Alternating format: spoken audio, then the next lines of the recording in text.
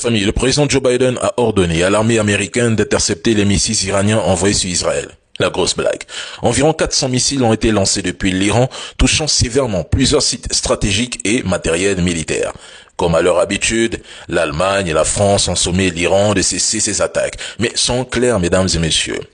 Le dôme de fer s'est révélé inefficace parce que sans le soutien des États-Unis ou de l'OTAN, ils savent qu'ils seront limités dans une confrontation. Cela fait déjà des mois que je le dis, depuis la dernière attaque iranienne. Certains avaient affirmé ici que les missiles iraniens n'avaient touché aucune cible. Mais qu'en est-il aujourd'hui, mardi 1er octobre?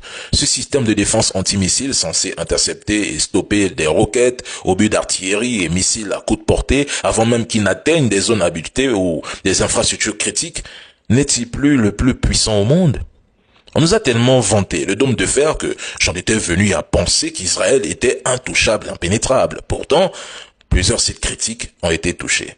Cette attaque est une riposte iranienne, mais il faut aussi comprendre une chose derrière tout ce scénario. Netanyahou rêve que l'Iran et le Liban passent à l'offensive. Cela fait des années qu'il aspire à provoquer un déséquilibre dans la région. Les autorités israéliennes viennent par ailleurs d'annoncer que l'Iran a commis la plus grande erreur de sa vie ou de son histoire et qu'elles choisiront le moment de leur représailles. De l'autre côté, cela fait des mois que les pays occidentaux appellent à un soi-disant cessez-le-feu à l'ONU, ils multiplient des réunions en no sense, mais qu'est-ce qui change? Rien. Parce que la paix n'intéresse pas l'élite. C'est simple, il suffit de regarder le conflit russo-ukrainien pour le comprendre. La paix ne les intéresse pas. C'est tout. C'est un business.